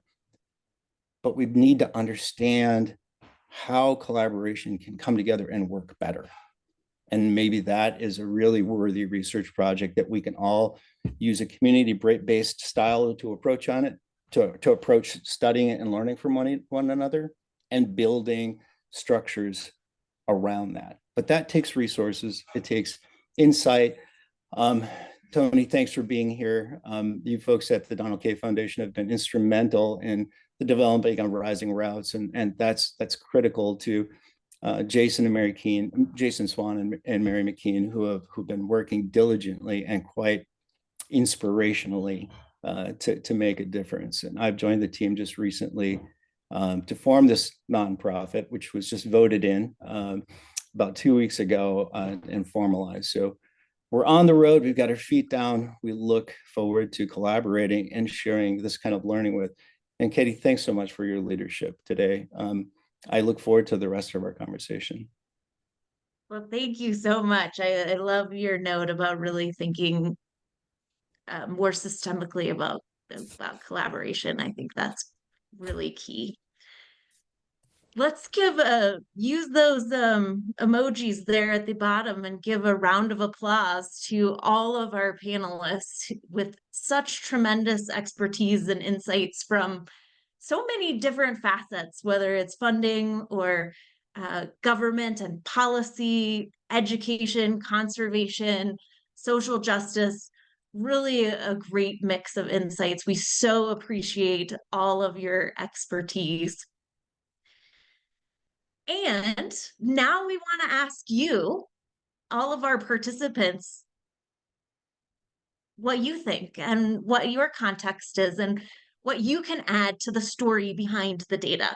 But before we do that, we're going to take a 5-minute break, stretch, grab snacks, peek yourself outside. It's beautiful here. And we'll be back at 10:45.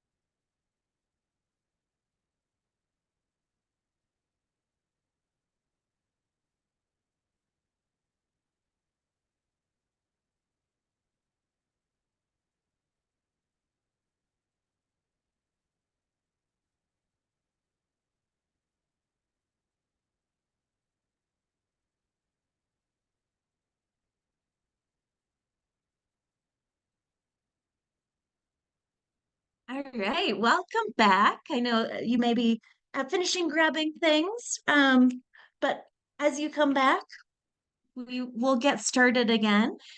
For our last part of our time together, we really want to hear from all the participants in the room.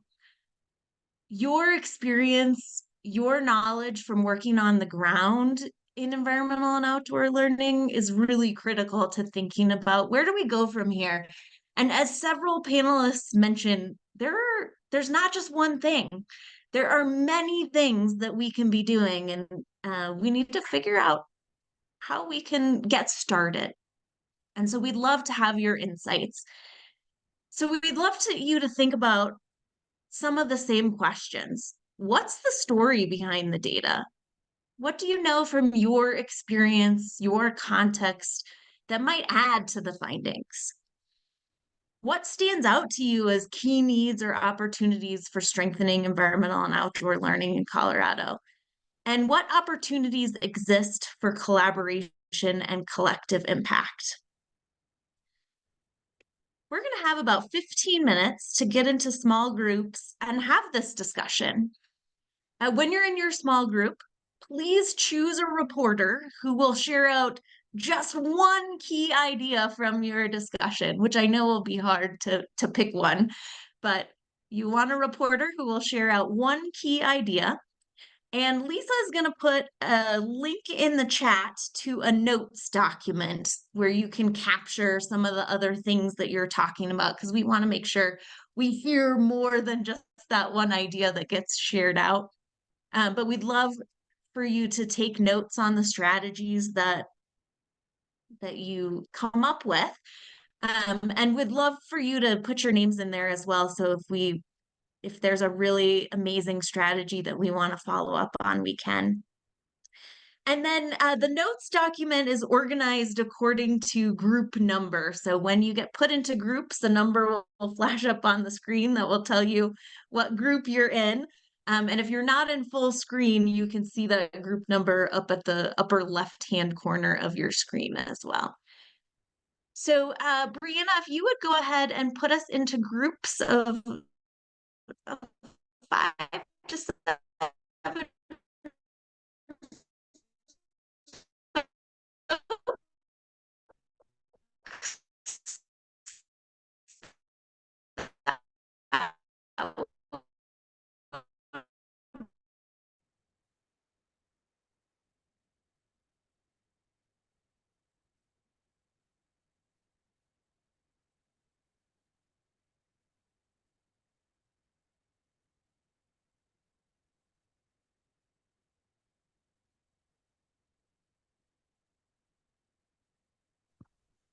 I just switched devices, so I probably really screwed up my participation breakout rooms.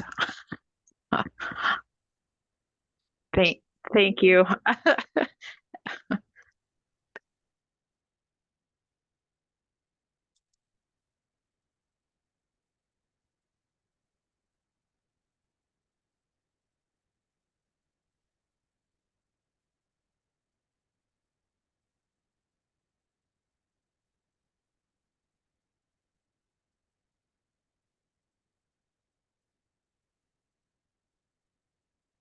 If anyone else needs help, go ahead and just unmute and we can pop you into a breakout room.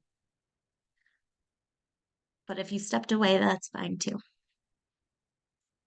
Hi, Katie. I can't figure out how to get into a breakout room either. I will pop you in there.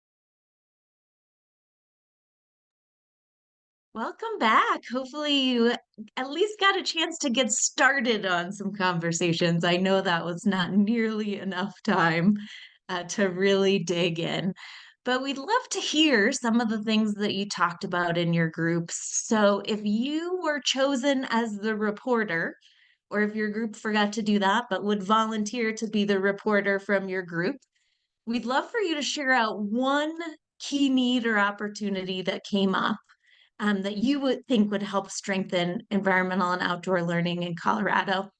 And so go ahead and raise your hand using the reactions key there at the bottom. If you are that reporter, and that will kind of move you up to the top of the screen so that we can see who to unmute next. So while you're doing that, just a couple of things to share while we're getting our reporters ready. Like we said, this landscape analysis is happening in 2 phases. So if you haven't already, please, please, please share our teacher and administrator survey with any teachers or administrators in your network. We would really love to have a robust group of teachers and administrators fill out this survey. You can promote that there are some incentives. We will be awarding folks $25 gift cards. If you go to our social media accounts, you can share it from there. And I'll also send a blurb that you can share in a follow-up email. But please, please, please help us get the word out about that. Just other couple announcements before we dive into the share out. This is outside for 5 weeks, so celebrate and share that on with your networks. If you're looking for any environmental and outdoor learning professional development, we have our EE courses registration opening up on May 1st. So check those out. And then if you're looking for opportunities to get together and really think about collaboration, save the date for September 19th and 20th.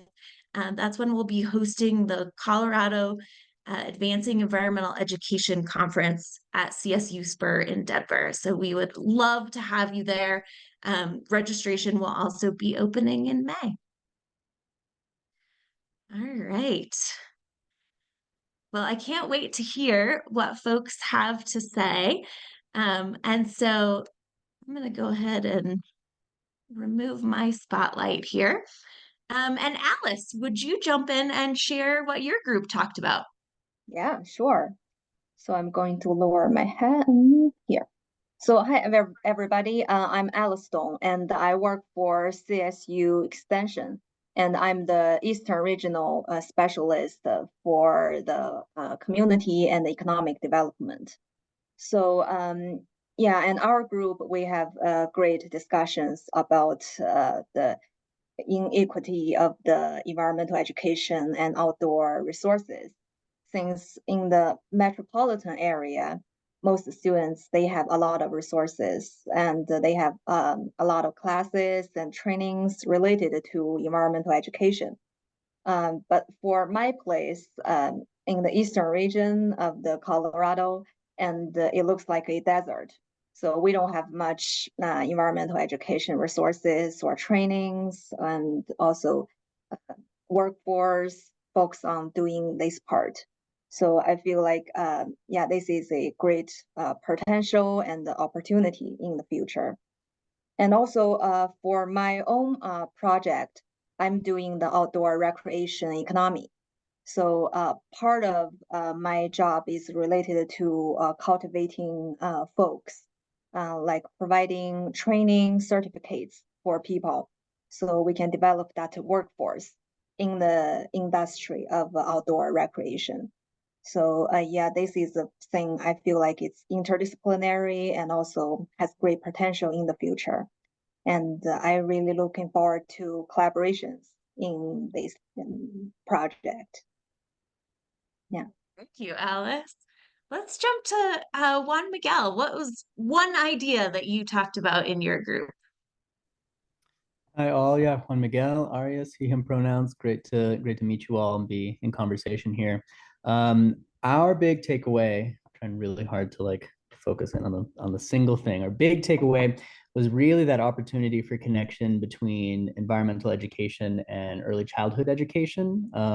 What some of the speakers were talking about, right? Of like really thinking about efficiency of multiple groups or programs trying to apply for similar funding. I think that kind of applies here as well, right? So rather than competing at a state level for, is it going to be early childhood resources for staff, for longevity of pay and salary and that kind of thing? Or do we shift that over to environmental ed, really leveraging and messaging that like good environmental ed is good early childhood ed, good early childhood ed is good environmental ed, and really just leaning in on that excitement that the state has right now around ECE, with research and training programs and new professionalization programs, like a lot of things going on with ECE. So how do we take that seriously, and make ECE like also environmental ed? Awesome. Thank you. Laura. Hi everyone, I'm Laura Carlson, she, her pronouns. I work at Walking Mountains. And my group initially kind of rewound to the map Katie showed at the beginning with all the dots around the state. And like imagined if we could take that map and then expand to the actual bubbles. So for example, one person in my group covers 3 or 4 counties through her organization's work in an area that's a hole on the map. So like if you could expand those bubbles to show the broader reach, especially if you consider statewide programs like Colorado State Parks, like, you know, those bubbles would be bigger. And then tying into that, we talked about how GoCo's Generation Wild program seems like a great structure. From personal experience, I think it's a great structure, that, you know, if we're looking at models to replicate those collaborations and leadership within bubbles throughout the state, really effective in rural areas, maybe need to have a different format to limit the number of players in more urban areas. But those 2 comments kind of overlapped. Awesome. Thank you. Guy. Hello, everyone. I'm going to try to connect our 3 points that we discussed, and as well as the word connect. It keeps coming up: connections, interconnections, and relationships. And Sarah brought up that point that this is all relation, and it needs to be connected from human to human. And we kind of dragged in the idea of relationality, which comes out of kind of a Native American worldview, where interconnectivity and relationality is about identity, and our identities are not only based on who we are, but we're part of these larger ecosystems, this both spiritual and environmental aspect that cares for us. And it's really important to be able to tell stories or have a storyline to share with others about relations, connectivity, and relationality. So our recommendation kind of focuses on how to tell those kind of stories from the whole spectrum of from underserved to overserved populations. Awesome. Thank you. Madeline, what did your group talk about? Hi, everybody. My name is Madeline Percy. I use she, pronouns. I'm with the Department of Public Health and Environment for the state, but I was a high school teacher through June of 2023 at a Title I school in the far northeast of Denver. And we had the privilege of having Andrea in our group, and we talked a little bit about how some of the work that they're doing is supporting my former students in pursuing environmental careers.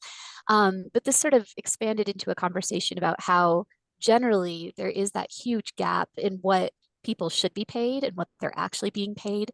And so really thinking about how do we sort of privilege those careers and those folks that are choosing to go into environmental careers, so that suddenly as a society, we start actually paying people what they do, for what they do, rather than having a preference for, you know, being a doctor or a lawyer or other things. So really thinking about what do we need to do to sort of shift our societal perspectives on what environmental careers are, and then also really thinking about how do we diversify the folks that are going into those careers in the first place.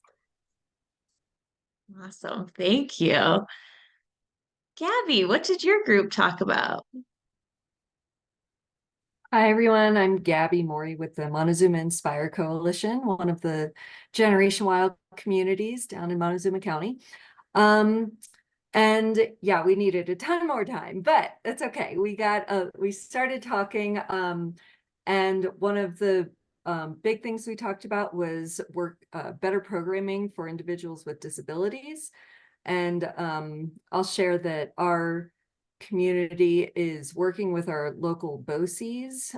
They're going to provide a training for us and a few individuals outside of our community as well, because I think people want to do that and just don't know how, or just don't feel like they have the background to be able to provide great programming for people with disabilities. So I'm excited that's happening next month. And then another thing that I'll bring up is just working with formal educators and empowering them to do environmental education while they are teaching. And it can definitely remove a lot of barriers. The kids are already there. You're reaching the kids in the community. So helping them with that definitely support EE. Awesome. Is there anybody else that would like to share something that has not ended up on our drawing here yet?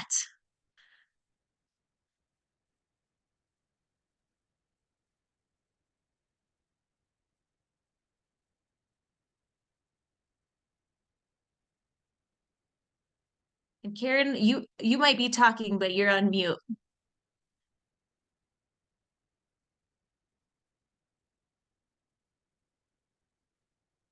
Sorry about that.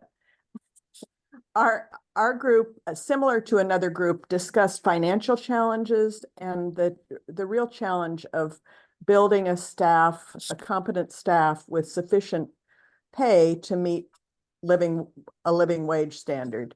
And the overabundance of people who want to participate, but the lack of ability to find the resources to hire and pay the people to lead the work. And even when more pay can be acquired, then there's the challenge of having to cut everything else in the budget to allocate money for staff salary. So that was the primary point in our discussion, I think, for group 6. Awesome. Any other thoughts or comments?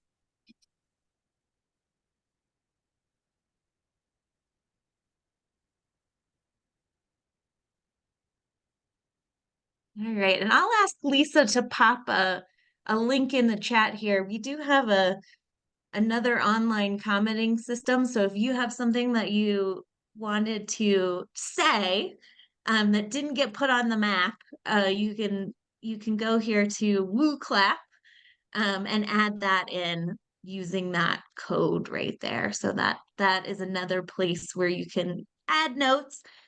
I don't know about you, but my brain is certainly firing on all cylinders, thinking about all of the different things that we could be doing here in Colorado to strengthen outdoor and environmental learning. And there is so much to think about. So over the next few days, if you continue to have ideas, please continue to add them to this document or to the notes document. I will share out the slides. I saw somebody had asked about that in the chat, so I will share those with you. We will also be publishing a report, and we're going to take the notes that you captured in your groups today, and some of the comments from our panelists, and we're going to be putting those recommendations into the report. So you can expect that in in a couple weeks once we pull this together. But to close us up today, I would love to turn it back over to Karina to take us on a gallery walk through our time together today. Thanks so much, Katie. I'm just going to quickly switch to sharing my screen.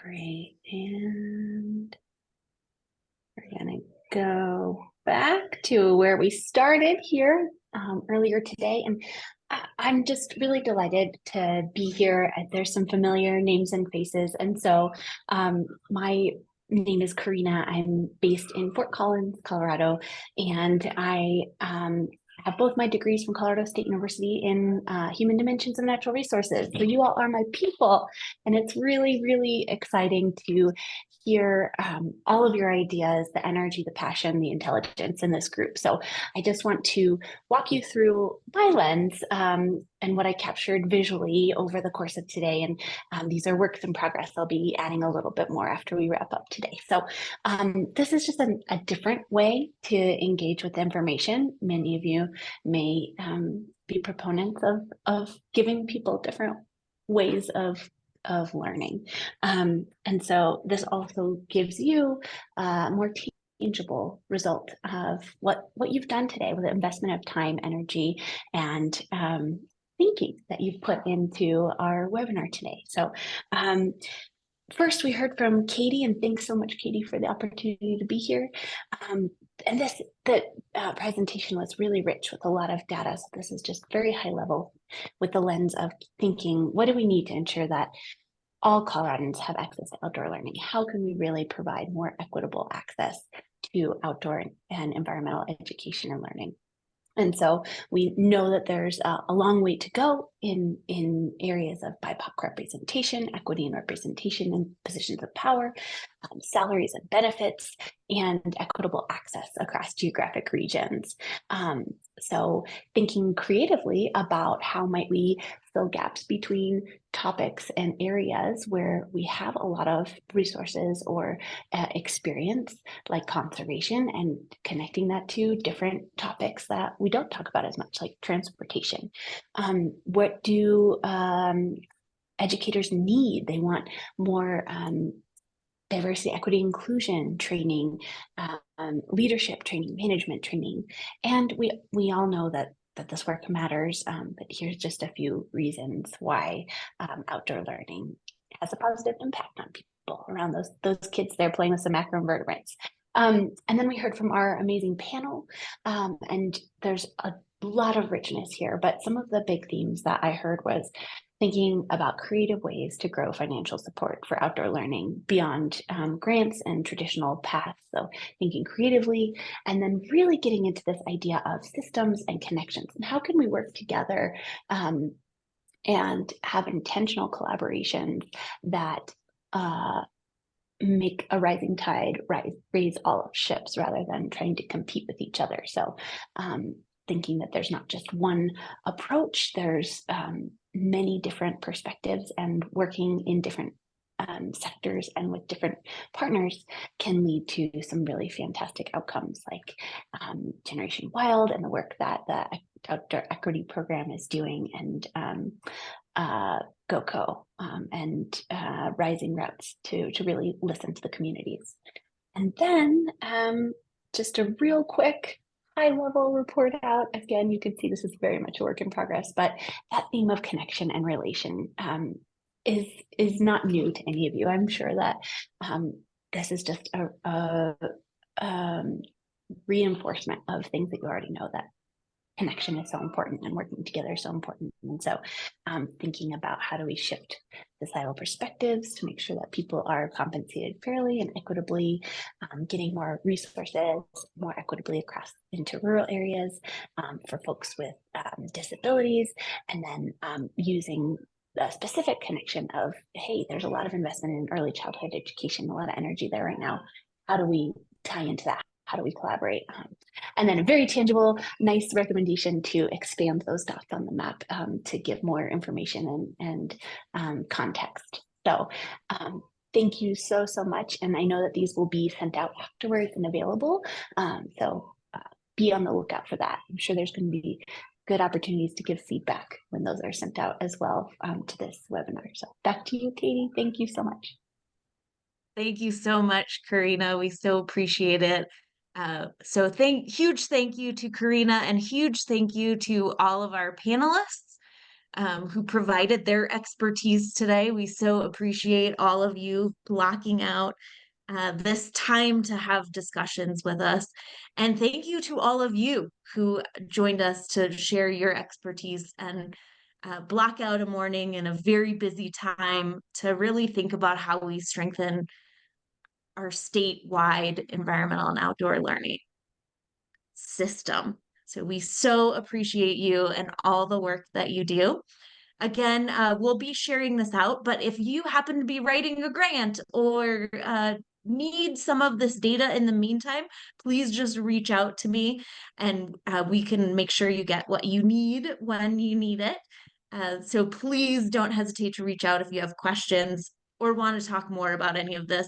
I will also say if there are folks in your network who you feel like might really benefit from a presentation on the data, let me know. I'm happy to go do this with other groups and folks if it would be helpful for anyone else. So keep me posted. We will have a recording. We'll send out the slides, and we'll also send out the visuals and a report in the next couple of weeks. So thank you so much, everyone. Have an amazing Earth Week, amazing outside for 5 week, and we will hopefully see you soon.